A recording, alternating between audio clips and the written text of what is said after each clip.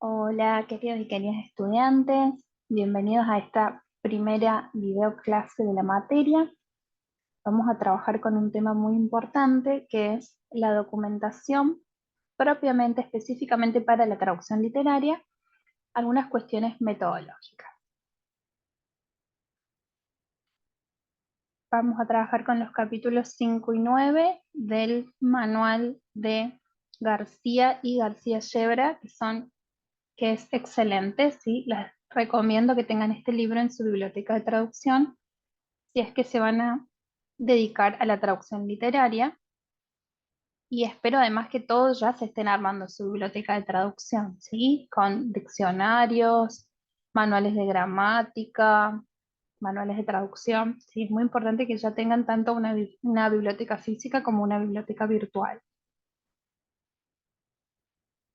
Bien, el traductor literario, a diferencia del traductor técnico o el traductor comercial o jurídico, realiza una labor que es esencialmente creativa y hasta podemos decir artística.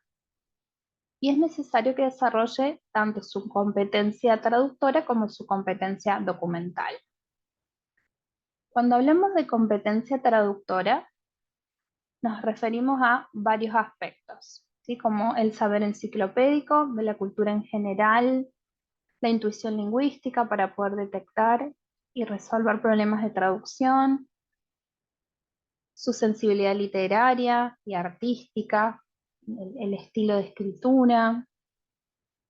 Tiene que tener también un conocimiento profundo del sistema literario, de los tipos textuales, de los géneros, de las corrientes, así como una buena capacidad de localización y uso de herramientas de traducción asistida y de herramientas documentales. Ahora, propiamente vamos a enfocarnos en la competencia documental. La competencia documental se refiere a la capacidad que tiene el traductor y que vamos desarrollando a lo largo de toda nuestra carrera para investigar, buscar información y comprender el contexto y el contenido de un documento o un texto antes de realizar la traducción. Sí, es una fase previa, la documentación, y es una fase sumamente importante a la que le debemos dedicar el tiempo necesario. Sí, muchas veces estamos apurados porque tenemos que entregar un TP o nos dieron un encargo de traducción de acá a pocos días y tenemos que cumplir y quizás no tenemos tiempo para dedicarle, mucho tiempo para dedicarle a la documentación. Bueno, eso es un grave error, ¿sí? Porque la documentación es tan o más importante que la traducción eh, específicamente. Entonces, el objetivo de esta videoclase es que podamos entender la relevancia y la importancia de documentarse correctamente. Entonces, como les decía, esta competencia es fundamental, porque nosotros como traductores no traducimos solamente palabras o frases, párrafos, sino que transmitimos montones de aspectos, de otros elementos, y en su mayoría elementos culturales, ¿sí? Que tienen que ver con el significado, también tiene que ver con el tono del texto, con la intención. Y recordemos esto que es muy importante. Un traductor no traduce solo entre lenguas, sino que lo hace entre culturas. Y tenemos que pensar que el TO lo escribió un autor de un determinado país que probablemente va a tener muchas diferencias culturales con un lector hispanohablante o un lector argentino específicamente. Peter Newmark dice algo muy interesante.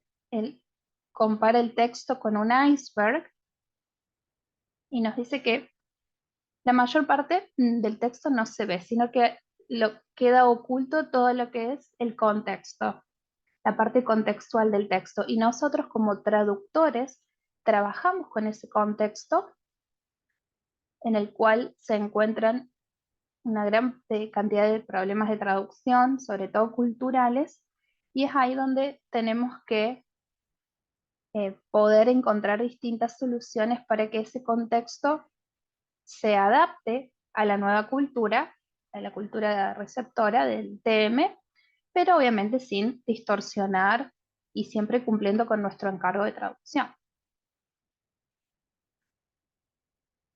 ¿Qué debemos hacer antes de comenzar a traducir una obra para nuestra materia o luego para eh, cuando el día de mañana o quizás ya se están dedicando a traducir? ¿Qué debemos hacer? En primer lugar, leer la obra. Eso es importantísimo. En lo posible, yo les pido que las obras que vamos a trabajar se tomen el tiempo de leerlas completas y es muy importante para poder ver cómo se expresa mejor dicho, el estilo de escritura del autor o de la autora. Ya vamos a hablar bien de eso después, para poder identificar a los personajes y también caracterizar a los personajes. Bueno, eso no lo podemos hacer si leemos solo un capítulo, es necesario que leamos la obra completa, además de para entender la trama, ¿no es cierto? Bueno, luego de leer la obra, nos tenemos que documentar sobre esa obra y mientras tanto crear nuestro propio archivo personal que después van a ver que es sumamente útil. Al principio quizás es difícil, nos lleva mucho tiempo, pero después al contrario, nos va a ayudar a salvar, a ahorrar, perdón, mucho tiempo. ¿Cuáles son los aspectos principales de la documentación? Bueno, nos vamos a documentar en primer lugar sobre el autor, luego sobre la obra y finalmente sobre nuestros lectores. Recordemos que todo esto lo realizamos antes de empezar a traducir, no durante. En cuanto al autor, tenemos que conocerlo o conocerla a fondo, ¿sí? Tenemos que leer biografías, saber si estuvo involucrado en algún hecho político, social, familiar. A esto me refiero si es un autor, por ejemplo, del Medio Oriente, que ha sufrido alguna de las guerras eh, que lamentablemente podemos encontrar en esa parte del mundo, o, bueno, algún hecho relacionado o particularmente sufrió desarraigo, ¿no? O algún, si nos remontamos más en el pasado, más atrás, puede ser otro hecho que pueda haber afectado su vida y también se vea reflejado en su estilo de escritura. También, bueno, conocer otras obras suyas, si el tiempo nos lo permite leerlas, saber cuál es su dialecto, si él o ella habla con un inglés estándar o elige alguna variedad específica. Y bueno, ¿y cuál es su estilo de escritura? Usa lenguaje figurado, usa una gran cantidad de metáforas, polisíndeton o asíndeton, aliteraciones, imágenes, simbolismo. Bueno, todo eso lo vamos a conocer mientras nos documentamos. Obviamente, si el traductor es si el autor o la autora está vivo, debemos contactarnos o tratar de contactarnos con esa persona y si no, bueno, deberemos documentar. Vamos a tener que documentarnos a través de documentos, ya sean ensayos, entrevistas que se le hayan realizado y demás. En cuanto a la obra, bueno, importantísimo que sepamos cuál es el tema de la obra, de qué trata: amor, venganza, odio, inmigración, la guerra. Bien, y también sepamos, bueno, tiempo y lugar en que transcurren los eventos de esa obra para poder contextualizarla correctamente y ver cuáles son las circunstancias históricas o políticas que la atraviesan.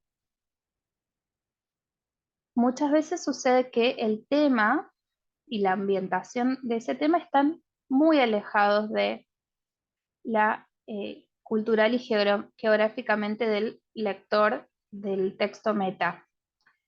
Por ejemplo, en Nick, que se hace mucha referencia al tema de la guerra, América Latina o los lectores hispanohablantes afortunadamente no tenemos tanta experiencia en guerras, entonces hay muchas cosas que nos son ajenas. Entonces, en ese caso es necesario incluir notas del traductor, adiciones o hacer explicitaciones para que el lector comprenda algunos términos o algunas expresiones. También, obviamente, va a haber ciertas peculiaridades del lenguaje, eso lo vamos a ver durante el análisis textual. Ahí vamos a detectar cuál es el registro general de la obra, si es un registro formal, estándar, si los personajes se relacionan con una determinada clase social, clase alta, media, baja, si tienen algún dialecto en particular, si hay modismos o un vocabulario técnico que podemos encontrar en literatura, vocabulario técnico, dependiendo de qué se trate la obra. Y también debemos identificar recursos estilísticos. Tenemos que saber detectar una metáfora, anáfora, oxímoron, ¿sí? Distintos recursos que han visto el año pasado y los vamos a repasar este año. En caso de que haya vocabulario técnico, por ejemplo en Nick hay vocabulario relacionado a la guerra, relacionado con la guerra, perdón. En ese caso está bueno que nos elaboremos un glosario y vayamos registrando ese vocabulario para después, a lo largo de toda la traducción, usar siempre los mismos términos y ser consistentes con nuestra traducción. Los lectores. Bueno, como ustedes ya saben, cada lector, cada grupo de lectores tiene una cultura y costumbres determinadas. Entonces, un lector de Argentina, o vamos a pensar en español neutro, un lector hispanohablante de América Latina, quizás tenga muchas dificultades o no conozca bien, no comparta muchas costumbres con un escritor árabe. Entonces va a haber, el escritor árabe va a usar muchos términos relacionados a la gastronomía, por ejemplo, que para nosotros los lectores hispanohablantes van a ser totalmente ajenos, entonces vamos a tener que recurrir a estrategias para que esa traducción sea comprensible, ¿sí? Luego hablaremos de domesticar o extranjerizar una obra donde son muy marcadas estas diferencias culturales. También tenemos que poder detectar el nivel cultural de la obra original y la franja etaria, si no es lo mismo si traducimos literatura infantil que si traducimos literatura erótica para un público adulto. Todo eso también va a tener cierta influencia en nuestra traducción, en el lenguaje que usemos, el nivel de lengua que usemos.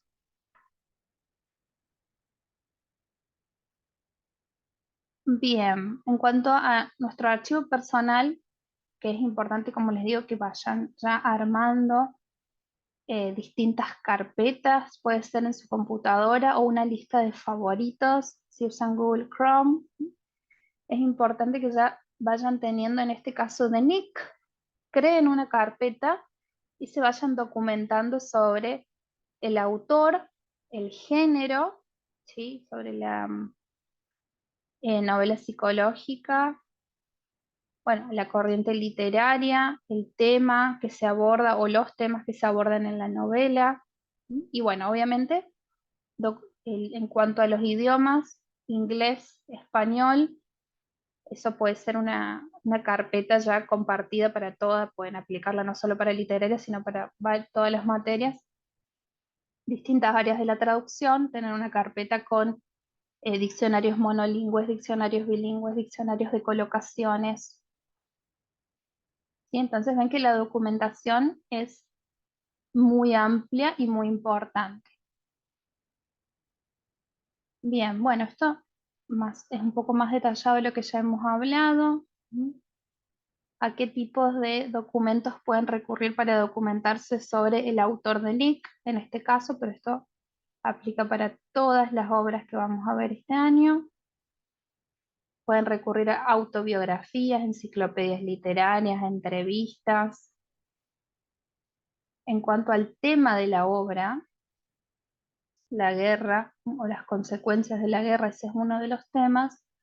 Bueno, pueden recurrir a enciclopedias del país de origen del autor, monografías, diccionarios especializados para buscar vocabulario técnico, porque hay un poco de vocabulario técnico por más que sea literatura, páginas web, mucho cuidado con las páginas web. Siempre es importante verificar la fiabilidad y la calidad, porque hay por ejemplo, blogs que son muy buenos, pero comentan traductores o a veces personas que no son traductores y realmente tenemos que ver si podemos confiar en la información que comparten. Y bueno, y para documentarse sobre el lenguaje, esta carpeta, como les digo, pueden usarla para todas, tanto para técnica como para científica, como para literaria, y tiene que ver con todos los recursos que podemos emplear para la lengua específicamente, glosarios, diccionarios, manuales de estilo. Bueno, y como les decía, es muy útil crear, si usan Google Chrome, crear listas o carpetas de favoritos con sitios web que vayan utilizando. ¿Sí? Acá les dejo dos tutoriales muy claros en los cuales les explican cómo crear carpetas y pueden crear una carpeta que sea nick, por ejemplo, y ahí registrar todos los recursos que les sean útiles a la hora de traducir esta novela, que vamos a traducir, vamos a hacer varios prácticos sobre esta novela. Y lo mismo puede ser otra carpeta específicamente de recursos de lengua, ¿sí? Con manuales, diccionarios, glosarios, y tenerlos a mano porque todo el tiempo necesitamos buscar y verificar información. Bien, para terminar nomás, les quiero decir que el proceso de documentación nos puede llevar muchas horas, incluso nos puede llevar días, pero más allá de eso, vale la pena ese tiempo, ese esfuerzo, porque una buena documentación nos puede facilitar mucho la labor traductora.